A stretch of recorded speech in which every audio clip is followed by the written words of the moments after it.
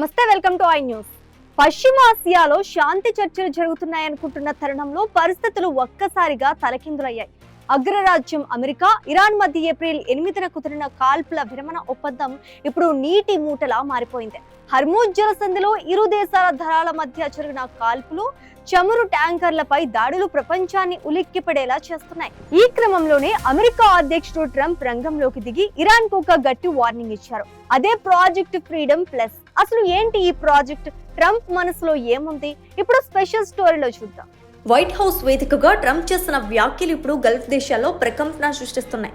ఇరాన్తో జరుగుతున్న శాంతి చర్చలు కనుక ఒక కొలిక్కి రాకపోతే తాము ప్రాజెక్ట్ ఫ్రీడమ్ ప్లస్ ను లాంచ్ చేస్తామని ఆయన స్పష్టం చేశారు. గతంలో హర్మూజ్ జలసంధిలో వాణిజ్య నౌకలకు రక్షణగా చేపట్టిన ప్రాజెక్ట్ ఫ్రీడమ్ కు ఇది మరింత పవర్ఫుల్ వెర్షన్ అని ఆయన హింట్ ఇచ్చారు.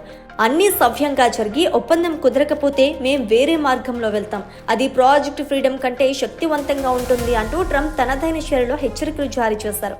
వాస్తవానికి సౌదీ అరేబియా తమ గగనతలాన్ని వాడుకోవటానికి అనుమతించకపోవడంతో ప్రాజెక్ట్ ఫ్రీడమ్ ను అమెరికా తాత్కాలికంగా నిలిపివేసింది.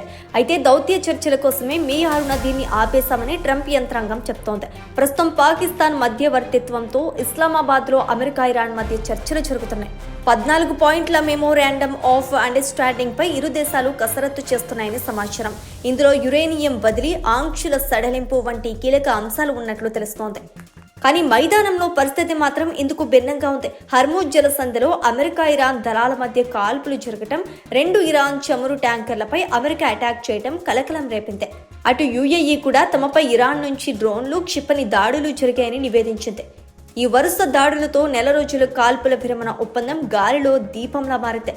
వాణిజ్య నౌకలను నడిపే కంపెనీలు ఇప్పుడు తమ భద్రతపై ఆందోళన వ్యక్తం చేస్తున్నాయి. అమెరికా తన ప్రాజెక్ట్ ఫ్రీడమ్ ప్లస్ ద్వారా గల్ఫ్ ప్రాంతంలో మరింత పట్టు సాధించాలని చూస్తోంది. కేవలం నౌకరును రక్షించడమే కాకుండా ఇతర అంశాలు కూడా ఇందులో ఉంటాయని ట్రంప్ చెప్పడం వెనుక ఇరాన్ను ఉక్కిరిబిక్కిరి చేసే ప్లాన్ ఏదో ఉందని విశ్లేషకులు భావిస్తున్నారు. ఒకవేళ వచ్చే వారం జరగబోయే చర్చల్లో ఎలాంటి ఫలితం రాకపోతే యుద్ధ మేఘాలు మరింత దట్టంగా కమ్ముకునే అవకాశం ఉంది. ప్రస్తుతానికి ఇరాన్ నుంచి వచ్చే స్పందనను బట్టి అమెరికా తన తదుపరి అడుగు వేయనుంది. హర్మూజ్ జలసంధిలో ఆధిపత్యం ఎవరిది? ట్రంప్ హెచ్చరికలకు ఇరాన్ తలపడుతుందా లేదా అనే అంశం ఇప్పుడు ప్రపంచవ్యాప్తంగా చర్చనీయాంశమైంది. ఈ ఉద్రిక్తతలు ప్రపంచ చమురు ధరలపై కూడా ప్రభావం చూపే అవకాశం ఉంది.